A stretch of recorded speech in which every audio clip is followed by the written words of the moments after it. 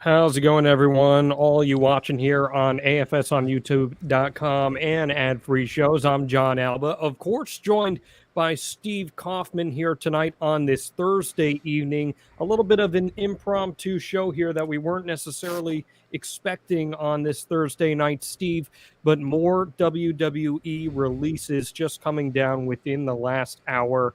Another really difficult night for the pro wrestling industry as WWE cuts bait with several featured talents here. Yes. Trust me, I have more to say than yes. It's always it's always a rough time when people lose their gigs, especially people you see on television and love and admire. And when it happened, I think it was only 2 Thursdays ago, this first round. Was I alone in thinking that was it? Yes, I think you might have been, because This has been something that's been going on all year long in WWE, and of course last year as well, as we saw the pandemic get underway. The news coming down tonight, reportedly from John Laurinaitis, of course, head of talent relations in WWE. This has been just a myriad of releases over the course of the past year, and as Steve said, in the last month. Now, before we go through this list of names, I want to tell you guys we are here live for free for everyone here for you to consume this content, but we will be going a little extra length over on adfreeshows.com for all of our ad-free show subscribers. So you head over to adfreeshows.com. You will get extra access, and you can leave a comment. You see Steve is pulling up those comments there. We got our friend Wesley helping us out here as well. Leave a comment. Let us know what you're thinking. We're going to get into this right now, Steve.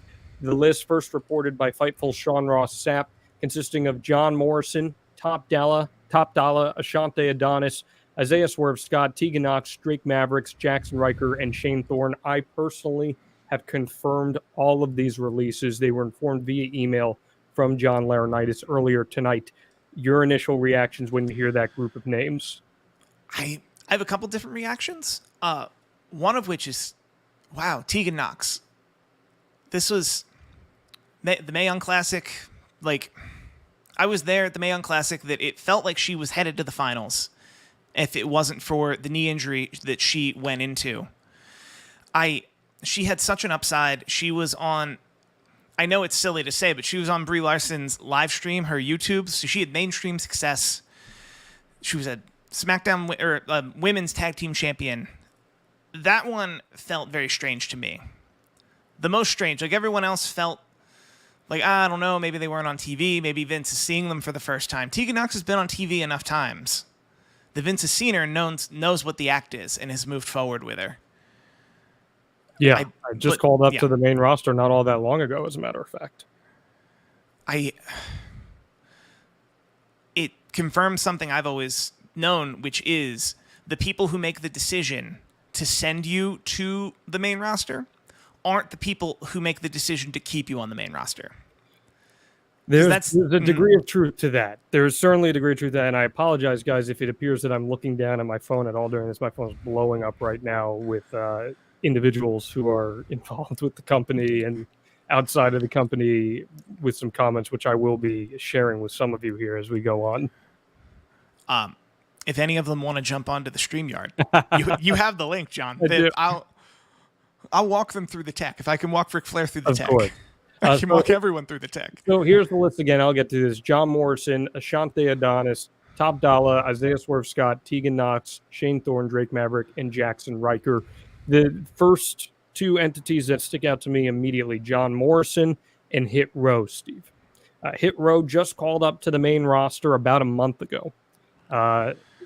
You saw B-Fab there. She was part of the act. She was let go a couple weeks ago. Then it was just the three guys. They were all just cut. AJ Francis was the host of the Hidden Treasure show that WWE had on A&E and was a big element in that show.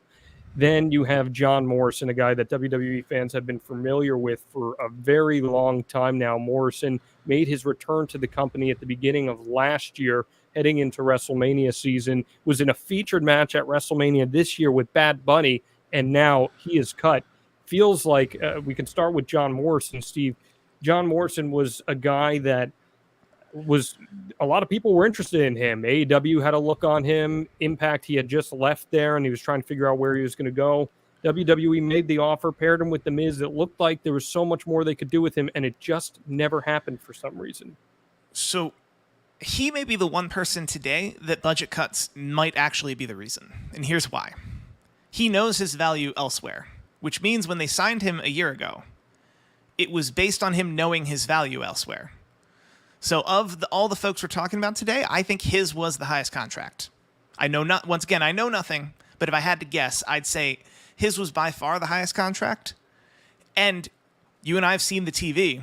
That's what they think of him.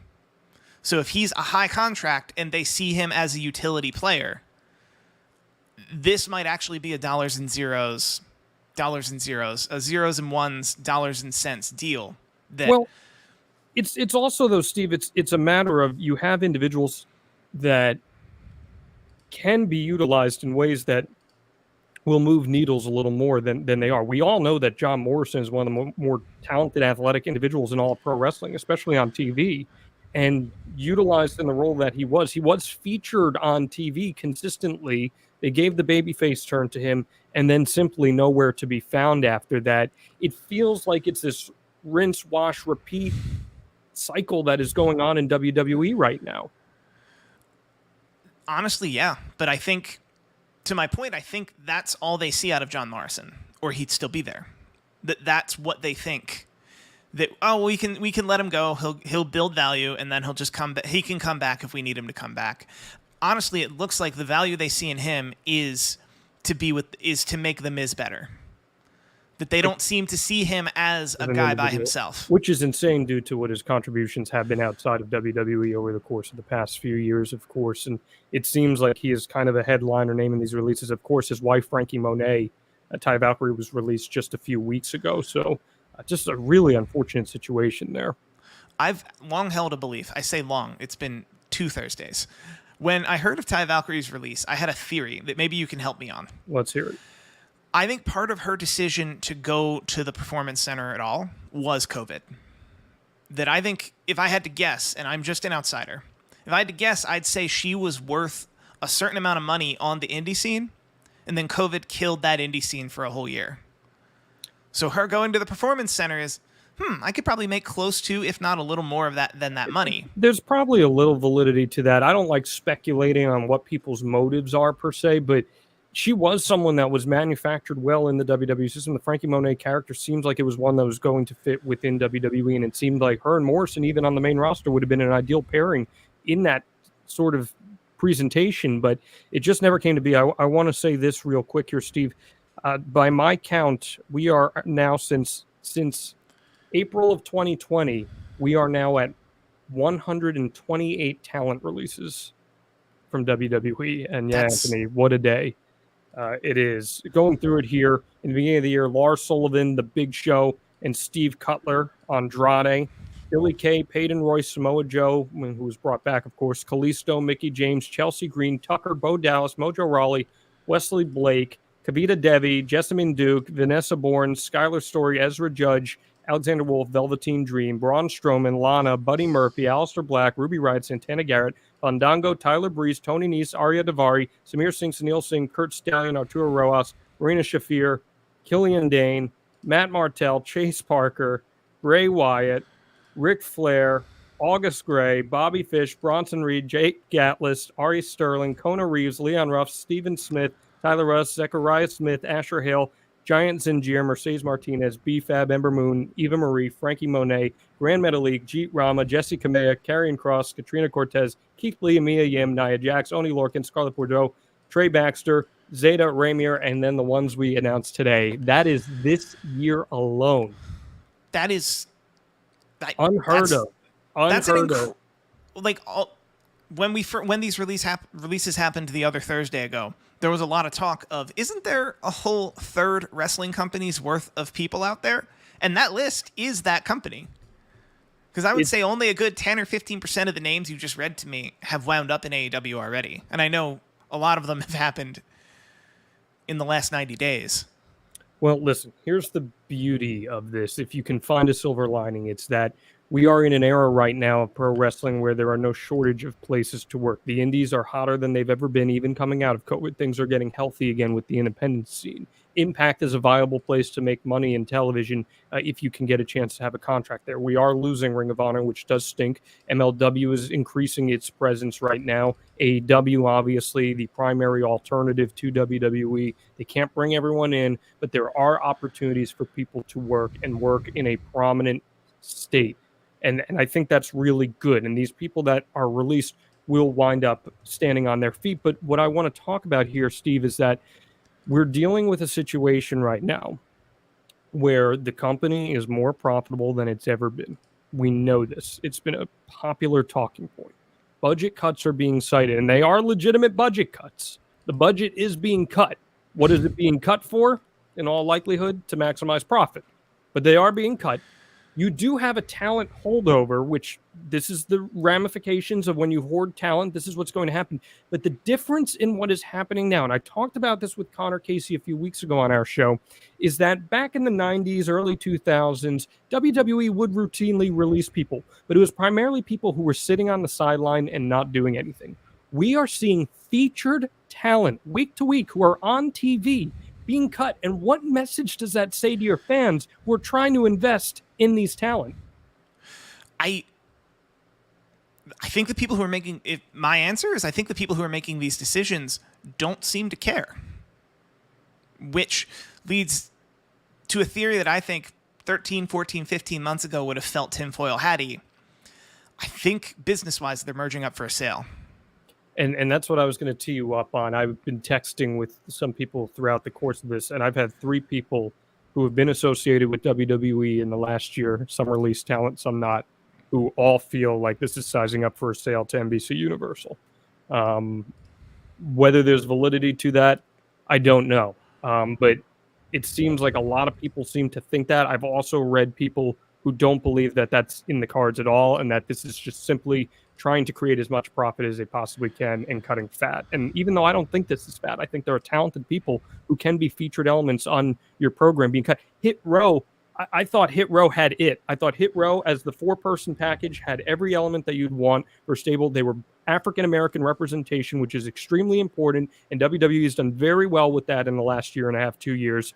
I thought they were a really important part of the television program, and less than a month being on TV, they're gone. And once again, complete outsider. I'll stop saying that. It feels like one man and one man only saw Hit Row and didn't like it. But that one man also gave them a tryout match. Yeah. Which I reported on here on Ad-Free Shows, gave them a tryout match and sent them on TV and put them in a featured spot. They were not they were not crushed or quote unquote buried. They were not. They won matches. They were presented well. They were given backstage time. They were consistently featured on television here. It's feels so. Who's to say that he saw them in that tryout match? The one man we're talking about and pictured him but we're not going to say that one man. Who's to say he didn't see a tryout match and say, I don't see it, but everyone around him was like, no, I see it. And he was like, okay, I'll go with y'all. Let's put him on TV, see what happens. And if, hypothetically, that happened again, where they went on TV and did the same act, and everyone around this one man said, we love it. And then the one man said, actually, I don't love it. And then that happened for 5 weeks. How many weeks until that one man says, I don't want him on TV? Well, it's also the case, Steve, of you're not accentuating the positives in individuals and you're not hiding the weaknesses. JR on Grilling JR talks about that all the time and setting people up for success, right? And we talked about it a few weeks ago, how those rounds of releases felt like that was the definitive end of the Triple H NXT era. And we were curious as to if there would be any others. Well, there are more here. Almost all of these talent released here this evening from the NXT era. Again, Hit Row, Tegan Knox, Drake Maverick, Shane Thorne. Jaxson Ryker was on the main roster. He was also part of the NXT era with the Forgotten Sons. All three of them are gone now. And John Morrison really the only outlier here in that sense. Speaking of the room where it happened, people who are around this one man and trying to influence him and his decisions. You mentioned a lot of these people are, for lack of a better term, Triple H guys. And if you follow the headlines, Triple H isn't in those rooms anymore. And it's something I've been noticing a lot alongside a lot of these names, that these feel like people that if Triple H were there to fight for them, may possibly still be there. But you know what? There were a ton of other releases that happened that Triple H was big fans of, Paul Levesque was big fans of, and these talents still got released. So I'm really not so sure how much influence he has. Look, these releases are all coming from one person. There may be some individuals in the company who have some say on who gets cut, who doesn't. And, you know, it's always the popular finger to point is to Nick Khan that everybody likes to throw it at Nick Khan. But guess what? Nick Khan is ultimately not the one giving the approval for these firings to happen. It's that simple. And I understand you can't have everyone on TV every week. I get that. But again, these are people that are being featured on television week in and week out. We just saw Keith Lee. We just saw Karrion Kross. These are people who have been on television, and they are being let go in the middle of their runs. The bigger problem for this, for me, and I'm not doing this as a comparison to AEW, but I just want to say this. AEW right now is a company that has so much goodwill with its fans. Impact has a lot of goodwill with its fans right now. There are several companies, a lot of independent promotions have goodwill with their fans. WWE, and I'm not saying this to pile on WWE, but it is the reality right now. There are so many parameters that prove this, does not have goodwill with the general pro wrestling population right now. And when you do stuff like this, especially leading into a pay-per-view this coming weekend, it just feels like you're going to continue to struggle in that sense. But Steve, at what point does it really matter for them? Because the bottom line is still coming in, and at the end of the day, they're still maximizing profits even more so. That's a very good question. Assuming they're not going to sell in the next 10 months, a bottom can drop out overall. But you have to look business-wise at their soft targets. Their soft targets are Saudi Arabia. Because I think Saudi Arabia, in the maybe 5 or 6 shows they've done in Saudi Arabia, have equaled all of the 30-plus WrestleManias they've ever done. So if you're looking at a balance sheet, Saudi Arabia needs to be unhappy. I don't think Saudi Arabia is going to be unhappy about these. If you're looking at a balance sheet, it's the TV rights fees. So the USA Network needs to be unhappy. If the people who own the USA Network are about to purchase the whole thing, those people aren't going to be unhappy. So to answer your question, it pains me to say, because there are a lot of talented people that got released today, I don't see an end in sight of them seeing some of the best people we've ever seen in the ring as completely expendable. Like if they released Tommaso Ciampa today, would you be shocked? Well, I wouldn't be shocked because Tommaso Ciampa and Johnny Gargano are not reflective of the product that WWE is putting on the main roster. So, but again, I really don't feel comfortable speculating on people like that. That's not the game that I'm trying to play here. I was trying to use that as a comparison that they treat their roster. I get what you're saying. I think, like, we know that there are expiring contracts coming up as well, some on the main roster.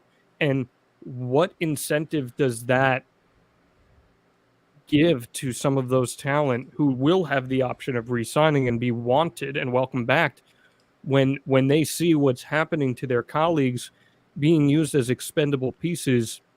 We're not talking about a company just cutting people. They are routinely cutting people now. Do you think that plays to a possible wider culture that they're trying to convey?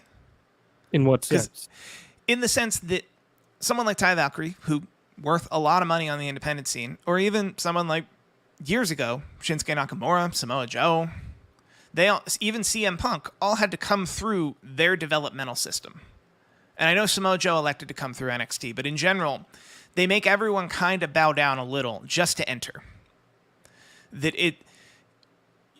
to a point where if somebody cut a promo on SmackDown tomorrow that was, oh man, it's my lifelong dream to be a wrestler, they'd call cut and say, hold up, it is your lifelong dream to be a WWE superstar. It is your lifelong dream to be on SmackDown. You need to feel honored to be on our television. Yeah, but I mean, that's kind of been the WWE bubble has always existed, right? Like that is not new. You go back through all the video games, even in the My Career mode, it's like I was wrestling in bingo halls and now I'm in the big arena at WrestleMania. Like that's always been like the thing. So I don't think that's necessarily a new idea or concept, but I'm just more concerned. I'm more concerned about what this does for goodwill with fans. Like at some point, fans will see talent that they are invested in and really like. Hit Row was a really popular faction. People were really catching on to Hit Row. And you start to lose that goodwill. And like Connor and I talked about a couple weeks ago, like NXT was developmental in the Paul Levesque era, but it was not developmental for what Vince McMahon had in mind for the main roster. The hand was not feeding. Even though people liked what the hand was giving, it wasn't feeding what the powers that be wanted. And that's why you see this systematic shift here. There were other factors as well, of course, like hot shotting going against AEW and all that stuff. But I just think, Steve, that we're now in an era where this is going to be routine from WWE, at least until we see what the next TV contracts give. We know that WWE is pulling in $1 billion from the TV contracts. We know they're pulling in $1 billion from Peacock. We know they're pulling in like $40 million a show from Saudi Arabia twice a year. Those three revenue sources alone are supplying everything WWE needs. And then you throw in live touring. House gates aren't bringing in the same kind of business that they used to. The business has shifted in that sense. So they're looking at their roster and they're saying, well, okay, there's people here that we're putting on TV, but we haven't elevated yet to that next level. So we're going to cut our losses before we even put them on that next level and give them a chance to sink or swim. And it sucks. It sucks for those talent because a lot of those talent deserve that chance to sink or swim. But we also know this is a cold, harsh industry, Steve, and talent who deserve opportunities don't often get it. As a businessman, I do want to applaud a company that finds a way to make its actual like brick and mortar show up everyday customers to somehow be their only fourth largest revenue stream. That's impressive. That's impressive, and I have to give a hats off to that. However, the humanity behind it is a lot of people moved to Florida. A lot of people moved their lives to work for this company, assuming they're going to work for this company and have longevity with this company.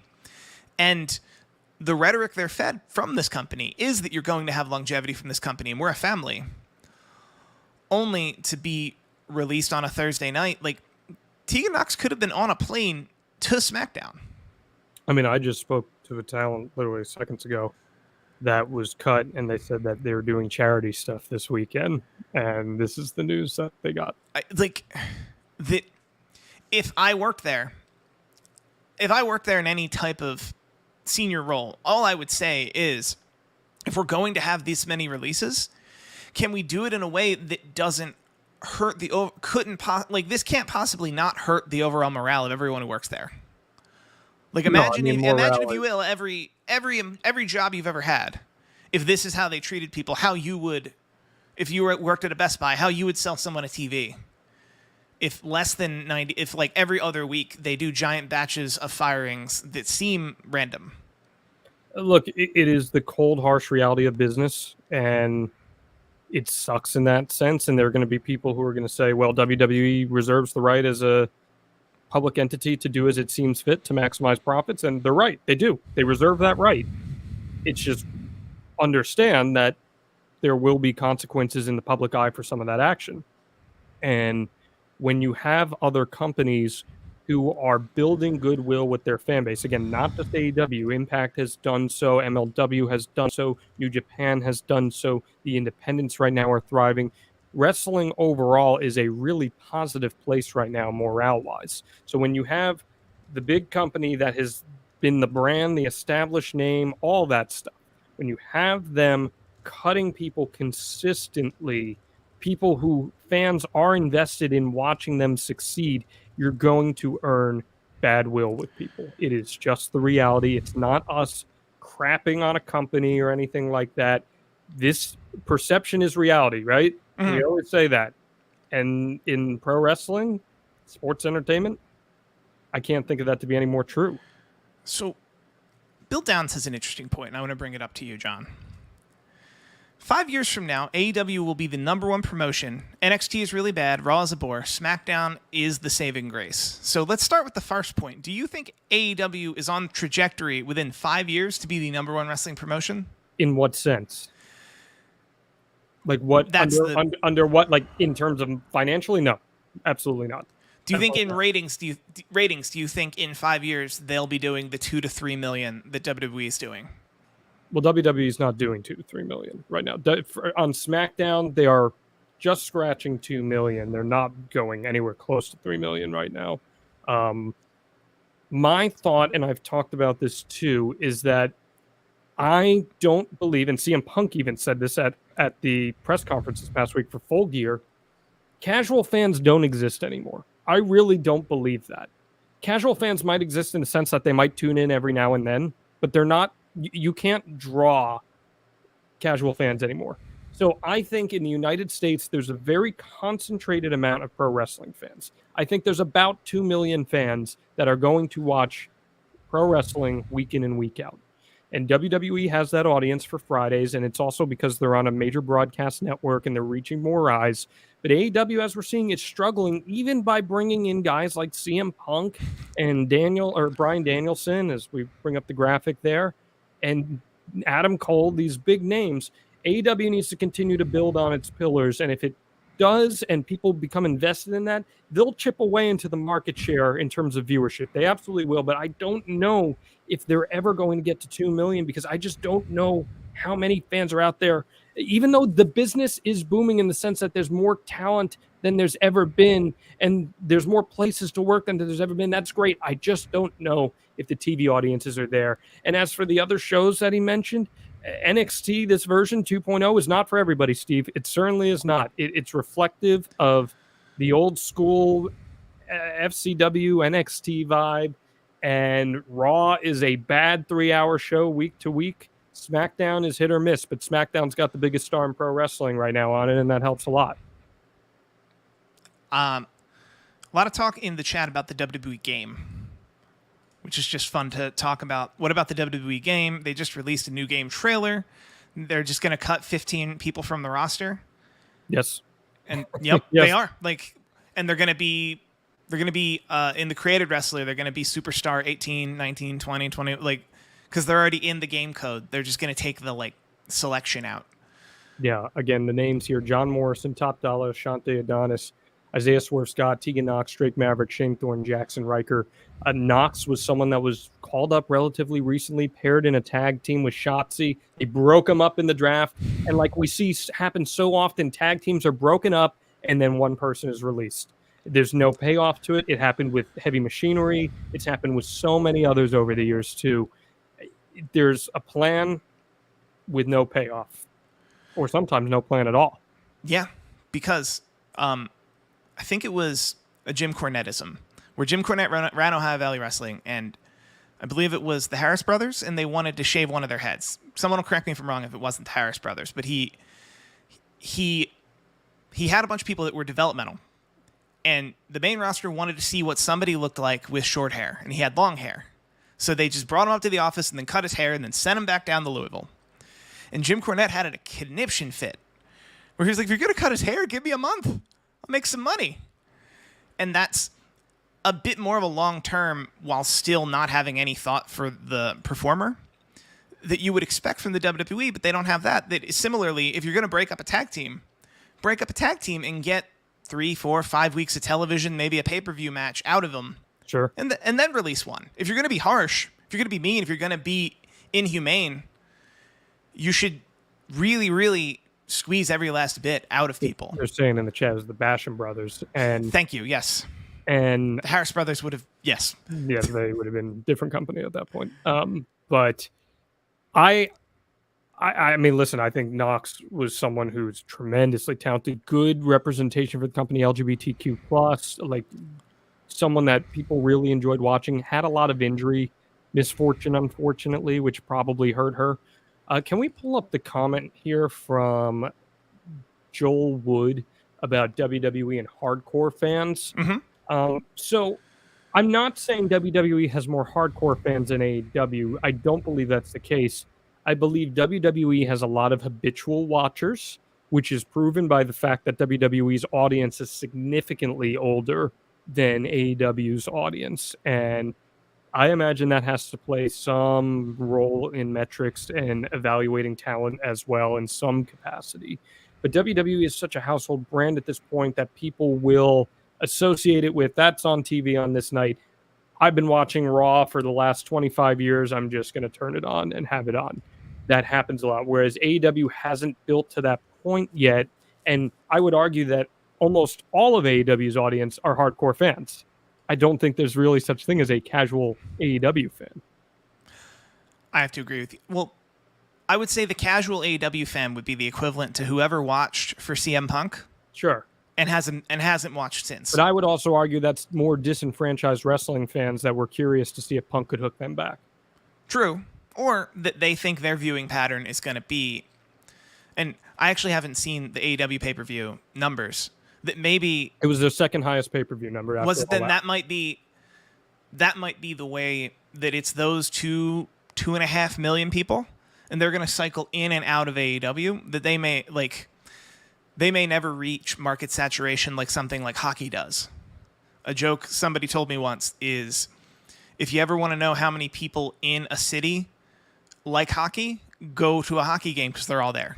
Right. Hockey, my entire lifetime, has reached market saturation in every city possible. And maybe that's just... And maybe I figured it out in the room.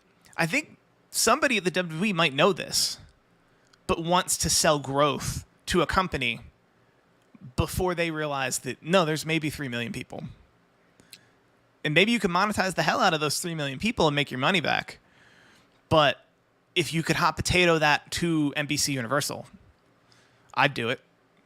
Our friend Connor Casey saying now that if you count Sonya Deville, who's in an authority figure role, WWE has 21 total women on the main roster right now, which is significantly down than it was, and not, half of the TV time's taken up by some of the big names. So it's the depth now has been cut significantly. Again, for those of you tuning in, we're live here for free for everyone. We're going to do some extra bonus content for our ad-free show subscribers, adfreeshows.com. Sign up, you get bonus content like this. I'm taping a new pilot for a show tomorrow that I can't wait to share with people, and you're going to all get to see. It's very cool and very exciting. So adfreeshows.com, check that out for bonus content like this and tons of other stuff that complement all of our podcasts that you see every single week drop on Conrad Thompson's fantastic little network he's got here. But continuing with these releases, so a name that I think will be the hottest commodity coming out of this will be Swerve Scott, Shane Strickland, of course. Shane was someone that had a good run on the independent scene. He was in MLW for a period of time, made the jump to WWE around the time that AEW was getting into full swing. Wasn't really doing much. And then they found the magic with Hit Row, and he just flourished into a really, really great role. His characters filled out. A lot of credit goes to AJ Francis, Top Dolla, for helping that group kind of fill its piece out. And Swerve Scott is someone who I think, Steve, will be the hottest commodity out of this group of releases here. He really seemed like he had found his stride. He's an outstanding performer, and now he's got the character to go with it. He's also an outstanding overall businessman. I was about to say he's money, and I had to explain what I mean. That he had a podcast. He had a podcast, the Swerve Scott podcast, that this time last year, I believe they were launching a free version of the WWE Network, or had launched it, and there were a bunch of podcasts that were video platformed on there, and the Swerve Scott podcast was one of those podcasts. He really understands all of the revenue streams there, and I think if he doesn't wind up in AEW, it's because they want too much of him. And I don't see that necessarily being the case of AEW, but he might want to work in Japan. He might want to do a couple nights at I don't know about Ring of Honor, but MLW, he might see more value in himself on an independent circuit and then turn over to something like AEW. Yeah. I want to say here real quick, by the way, Drake Maverick dropped an immediate reaction. It's about a 5-minute video on Twitter you can check out after this show. But John Cena just retweeted it saying, "This is worth a watch. Very well done and very powerful message by a gifted performer." Quite the endorsement to Drake Maverick, who you may recall was released last year and then brought back for a run on NXT just to be released again. I've not seen the video yet. Is he trying to do what he did during his COVID release? I think it's a more honest assessment. I'm happy to hear that because I was a little frustrated. Not frustrated because it was COVID. It was quick. But I was a little frustrated that his pivot went from I'm going to be the best I ever will be to just, oh no, I'm going to keep working a TV storyline. And hopefully they hire me back. That video went up quick enough. I'm curious, and you might be able to help. Did he get the call hours ago that he was able to have a video ready to go? My impression that they got the release news. I can check this. They got the release news a little before it became public. So with enough time that you could record a raw video of your just raw reactions. I'm going to confirm that right now. And then have a draft in your Twitter app ready to go for when somebody reports that you're released. That feels right because I saw the video was there and I was curious. Like I said, I am getting texts left and right. I do apologize, everybody. This is a very fluid situation here. I'm sure, and like I've lost my fair share of jobs, and it's frustrating when people tell you, "Oh, you'll be fine," because that's not helpful, and B, you don't know the future. But what I will say to that, and because you're right, but what I will say to that is the people who say that there are better days ahead and stuff. The scene is hot right now. It is a good time to be a pro wrestler. There are a lot of places to work and to make money. You can make a full-time living as a top star in the independent circuit. You can make a legitimate full-time living, perhaps more than you were even making signed with a major company. It's just the reality. You can't tell me that Matt Cardona is not making great money this year. You know, it's the reality. There are chances with streaming on Fight TV and IWTV. There are opportunities, and that's a really good thing. Also, I can speak to my profession, which is YouTube and digital revenue streams. But if we want to get LinkedIn on it, there are plenty of opportunities. If you're a person who's appeared on TV that has an actual following and platform, sure, there are plenty of opportunities for you to make money that don't require you to leave the house, let alone take a bump. And be judicious about what you choose and why. And does that fit your long-term ability to also leave the house and take that bump and make the most money? But don't sleep on, I don't want to be on Cameo or OnlyFans, which a lot of people aren't doing nudes on OnlyFans. It's a thing, like Chelsea Green's on OnlyFans, doesn't do nudes. They're trying to legitimize that platform. That there are a lot of other platforms you can make money. I'm just giving advice now. Yeah. There are a lot of ways if you have a following to make money. The Jon Alba OnlyFans is just video of me doing my hair, so I apologize. It's only $2 a month though. It's pretty good. It's a pretty good value add for $2 a month. No. And again, guys, you can leave a comment for us. We're going to go a few more minutes here before we switch things over live on adfreeshows.com exclusively.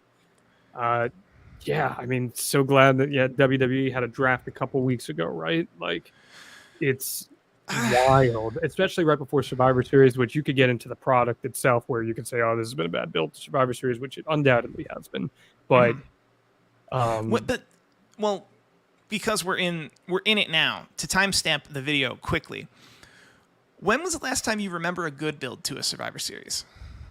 There's been a few decent builds in the last few years. The stuff when Becky got really hot a couple of years ago, that was a really hot build. So that was in 2018 Survivor Series. And then I guess it was at 2019 when NXT was 2019. Seriously. That was fun. They did some fun stuff there. And that was definitely different. That's where like maybe brand supremacy actually kind of felt like it was kind of a real thing. Well, it felt like it was a real thing because there was an invader, if you will, right. in the way of NXT. I bring this up to say this is the time of year where nothing seems to matter on their television, because they do a draft at the beginning of the fall, and then right before Thanksgiving they have a Survivor Series match where people are supposed to care about their brand, which is the equivalent to, John, me putting you on the ad-free show softball team and making you the captain. What's the issue with this? I'd be a great captain for the. You'd be a great captain, but I'm saying you're very new to the ad-free shows. I have an Emmy for sports reporting. See, I have pictures. I'm in my childhood bedroom right now. I have pictures of the 1998 New York Yankees right behind me. It says pride and power. I could lead that softball team, Steve, but I get your point. I understand. You're new to the ad-free shows. Yes. I just new to the gig about having the 1998 Yankees over my shoulder. That's all I wanted to point out there, Steve. But I understand what you're saying. I mean, and again, I don't want this to be a situation where it's us just like poo-pooing the WWE product. That's not the intent of the stream. That's not the intended purpose of this stream. We're talking about a very serious situation right now where talent have lost their jobs, and it just seems like there's this dark cloud over this iconic brand. It is an iconic brand. WWE, when people say pro wrestling, even though WWE may be the furthest thing from pro wrestling these days, it's immediately associated with that name, right? Like hand in hand to the captain person. Outside of those 2 to 3 million people who are like have ever watched wrestling in a year, let's say there's 3 million people in a year who watch wrestling at least once. Sure. Those people's mom, WWE and wrestling are the same name. The same thing, exactly. Just like UFC and MMA, most people don't know what MMA is. They know what the UFC is. Right. It's the Band-Aid effect. The WWE wants to be synonymous for pro wrestling, and once they are, they can let go whoever they want for whatever reason they want. And I'm happy there's an AEW for people to go and to keep the wrestling business stronger, not just the WWE business. Yeah, I'm sitting here right now going through some responses. It's got a message from a released WWE talent from earlier this year. They just said it makes no expletive sense. So make of that what you will. And that was someone who was released, who has found some success since getting released on television elsewhere and on the independent scene. So again, it is not the end of the world for these people, and that's a good thing. But there are people who won't go to the independent scene or won't go sign with another company that this may be the end of the line for them, and that's sad. Continuing through this group of talent here, we also have Shane Thorne, who was part of Retribution, had some start-stop stuff, and didn't work out there. And Jaxson Ryker, who was part of the Forgotten Sons, they got the call up. Then he had a tweet about the Capitol riots that ended up shelving the unit. Steve Cutler and Wesley Blake were never really made much of after that. And Ryker would come on TV, feud with Elias, who has been off TV since the end of summer. And that was pretty much it for Jaxson Ryker. He changed up his look. Former gunner from TNA, of course, Jaxson Ryker. So, yeah. It's one of those. It's unfortunate. There are just a lot of people who set the world on fire before they get there. Come in NXT and then set the world on fire at NXT, and then they get called up to the main roster. And I say up just because NXT is in Florida, because I know they're equal. I'm speaking geographically up. And then here we are years later, and we're like, oh, when was the last time he's been on TV? How was he presented? And it, as a wrestling fan, it's always very frustrating to see. And my camera was that upset that it shut off. It was that upset that I...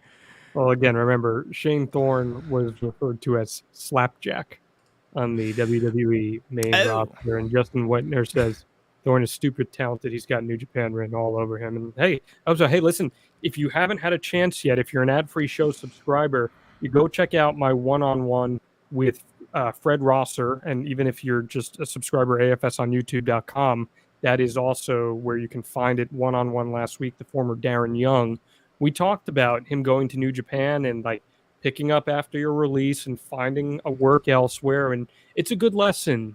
I mean, he's a really, really smart guy and has a lot to offer. So I highly recommend, if you're a talent who's watching the show right now, or you know a talent that's and you're watching this show, send it to them.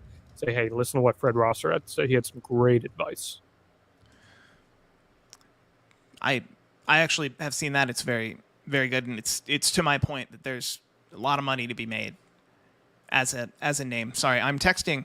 I'm just now realizing the ad-free shows folks have not gotten their link yet. Okay. So we're gonna make sure the ad-free shows folks get their link for our exclusive chat whenever we make it to it. That would certainly be a good thing. So you let me know when we're ready for that, Steve. Absolutely. But in the meantime, we can continue here talking about this set of releases, again, just on the back end of all of these cuts that just happened the other day, not that long ago. I'm still blown away, genuinely blown away about Hit Row. I cannot believe it. This is a faction that I thought had it all in an era where WWE has generally treated some factions well. Obviously, we see the success of the New Day, and we see the Bloodline right now on SmackDown.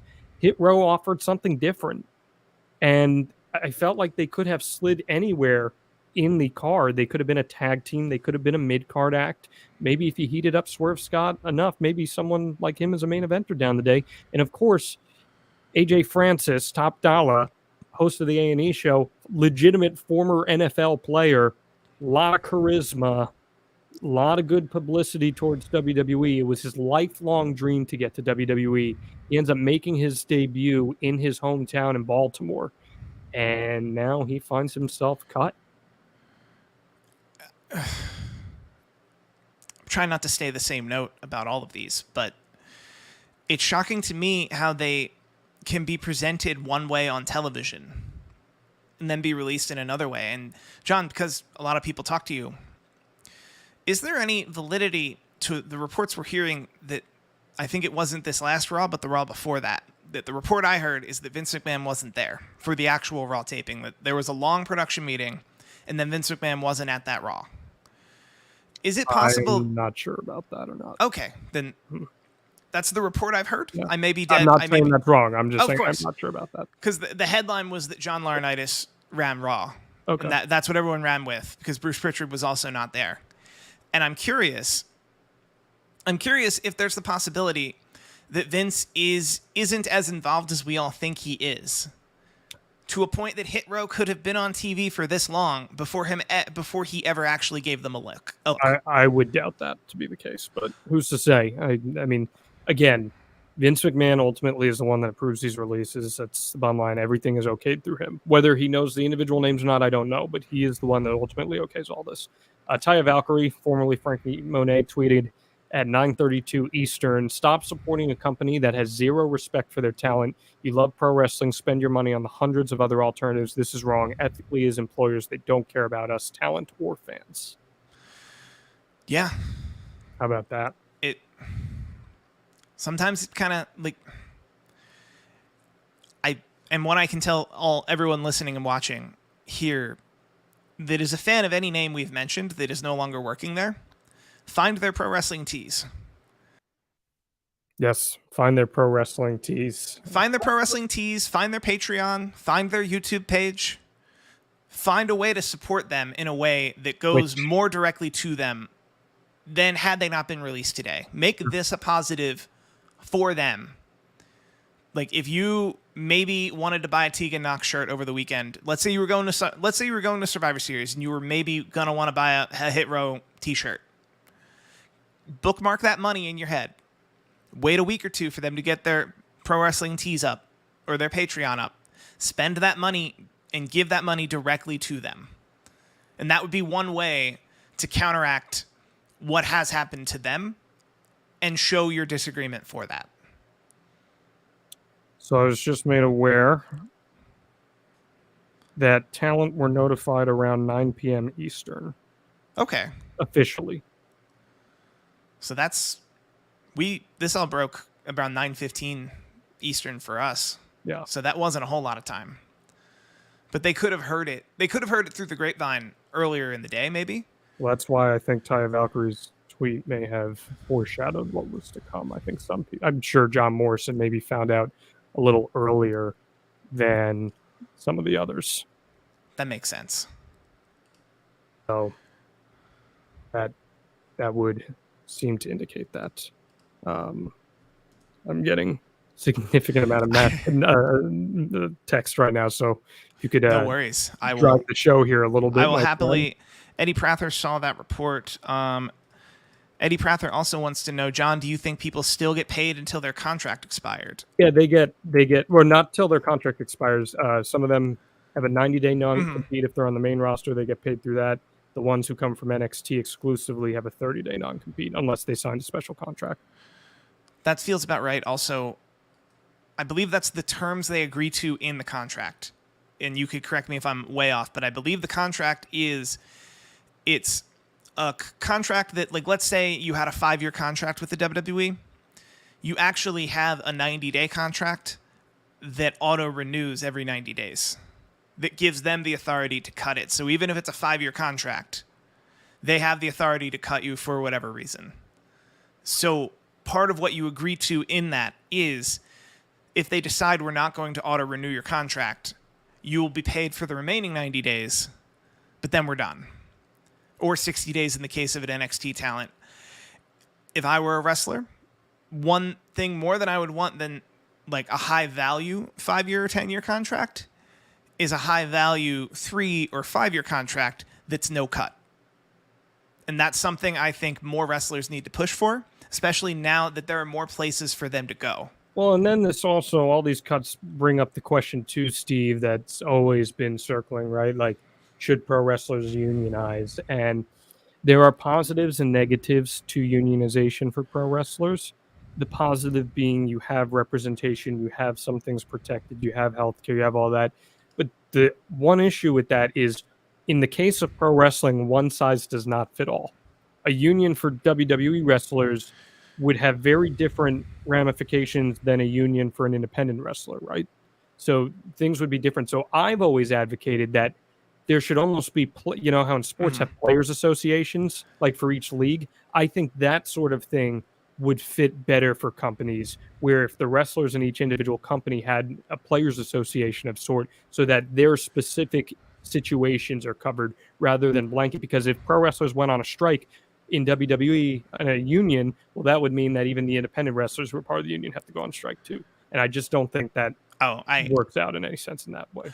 Before I talk on unions, which from a union town, I can talk plenty, I have to point out that adfreeshows.com, our very own Michael Dawkins with Wrestling with the Law, has an entire episode dedicated to WWE's contracts, which, yes, they have non-compete that they're exercising to terminate early.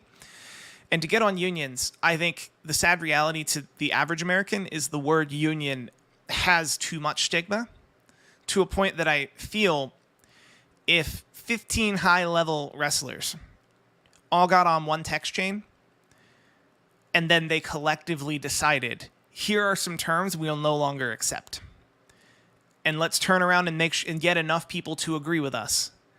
If they all gathered together and took that to Vince McMahon would probably admire the gumption and agree with it and change everyone's contracts because the locker room as a team agreed. What I've described is a union and collective bargaining. But there are a lot of people who don't love those words. And I think that that's something the WWE performers could do if they were so inclined. But I wonder, and you could speak to the locker room climate, are people not that fussed about having these cut contracts?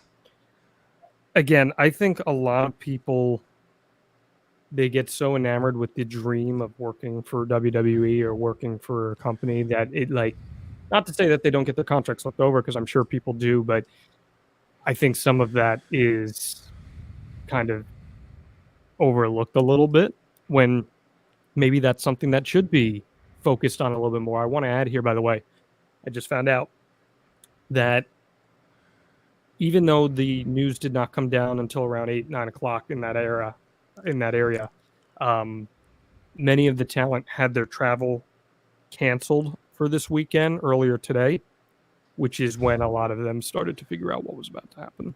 So maybe that's why a Drake Maverick was able to find out, even though I'm pretty sure he's not traveling, so he's just in NXT, so I'm not really sure. But telephone, telewrestling. Sure, if you cancel one person's travel, then word gets around, right? Word gets around real fast, I'd imagine. And also, Drake Maverick strikes me as the kind of guy that if he's been around the block enough that if it gets to telegram, yeah, I mean, again, he calls the office. I don't. Yeah, I have no idea either.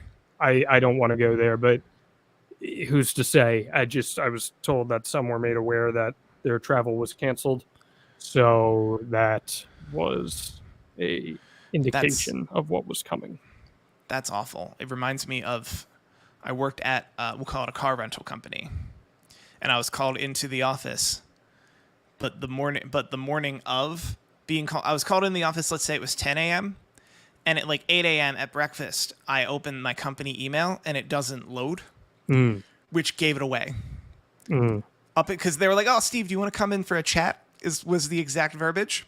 Only for me to try to refresh I don't want to come in for the chat, but okay. I don't, but I will. And then for me, because honestly, I was talking to someone about it, and they didn't believe that the word chat was used in a professional manner. So I was trying to pull up the email, and I couldn't because my email account had been deleted in preparation for what happened at 10 a.m., which I was terminated. True. But this right hand, left hand kind of a thing. Well, Eddie does remind me Drake was involved in the 24/7 stuff recently, so it's possible that he could have been involved in that group of people. Again, I don't know. I have not spoken to Drake Maverick, so I don't know. But just a really crappy situation all around, man. Here. Yeah. No doubt about that. Do we have an update on the ad-free show stuff here, Steve? I will recheck. I feel like I may have caught someone at like dinner and or sleep. So there's the possibility. Okay, well, if we can't do it, that's okay. There's a separate link for it, so we can create a chunk that people can watch after the fact if that's what we want to do. We can do that as well. That'd be fine with me. And also on ad-free shows, we have a Discord, and I'll tell you this: I will hop in the Discord after we are done, and I will answer some questions from people as a little bonus. So, hell yeah. So if anybody would like to chat there after we finish up, I will hop in the ad-free shows Discord, adfreeshows.com. You get early access to everything. If you're a member, you got access tonight to our conversation with Willow Nightingale, who's one of the top women on the independent scene. She just worked AEW this past week. Amazing story about representation, body confidence, finding yourself. Go one-on-one with Jon Alba. Coming up in the next few weeks on that, I've got an interview. I'll release the news right now. We got Dante Martin, one of the hottest acts in all of pro wrestling, hopping on one-on-one with Jon Alba. We got Effie. He's feuding with Matt Cardona right now. Yeah, you got to hear what this guy's got to say. And we talked to Aria Davari, too, who actually talked about the WWE releases with me before this all happened. So lots of good stuff coming there on adfreeshows.com. And Steve, you just had a chance to do 83 weeks after 83 weeks, if I'm not mistaken, correct? I did. After 83 weeks, we were wide, just like we are here, but double, because we were on all of the 83 weeks channels, plus all of the ad-free shows channels, plus we were ad-free and bonus content on on adfreeshows.com, on our Patreon behind the paywall. And Eric was all the way live, speaking of live. And I'm happy I got to talk about this with you, but I think I mean no disrespect when I say it would have been very interesting to hear this news live on there with Eric, no doubt. Live on with Eric. Yeah. Well, maybe we'll get some thoughts from him, because we have a lot of events where our fans can ask people like Eric Bischoff questions like that. So maybe we'll have opportunities like that in the future here, as we're going to wrap things up here on the main channel, and we'll do a little extra bonus content that will go out to ad-free show subscribers. We really appreciate you guys tuning in. The place to find us, guys, on YouTube, there's so many places. You can check out all of our shows, have their own individual channels. We got the StarCast channel. We got AFS on YouTube.com. That's where most of our content is dropping for free for everybody. Hit that subscribe button. Hit the like button. Hit us up there. We want to hear what you have to say, and we really appreciate everything that you guys have contributed to this conversation. This is a crappy night. There is no way around it. It sucks. It stinks when people get released. They lose their jobs. But here's the last thing I will say. I said it before and I'll reiterate it. The pro wrestling scene as a whole has never been healthier than it is right now. There are more places to work than there's ever been. There's more opportunities than ever for people to make money. This is the time to do it. I wish all of these talent that have been cut the best of luck going forward. And look, hopefully we'll get a chance to chat with some of them here on ad-free shows, because I definitely would love to hear what some of them have to say. And you can be on the lookout for that. Steve, anything else you'd like to add? I think you nailed it. And I talked a lot earlier in this stream about other revenue opportunities for anyone who's recently become released. I'd like to say I run YouTube pages. That's my speciality. If anyone who's been released recently, hit me up. I'm at Steve Kaufmann on Twitter. I am very wrestler friendly. If it's just a couple questions here and there, I'm happy to help. I'm happy to help you set something up. And there are a lot of folks that have a lot of money on the table for, I don't want to say not a lot of work, but not a whole lot of their time to come on and do something like this and just answer questions. I should also mention adfreeshows.com loves to have guests. Yes, we do. Loves to be involved with folks who can be involved. So that's also another opportunity that John and myself and everyone in the employ, if you will, would be happy to talk to you about. Yes. So we appreciate your time, everyone. Thank you again. Adfreeshows.com. We'll have a little extra bonus content. Check out the Discord there as well. I'll hop on in. Really appreciate it, guys. Everyone have a good night. All right. So the StarCast one. It's good, guys. Oh, thank you. So we're going to remove but not delete. They're hearing our audio. Remove, not delete.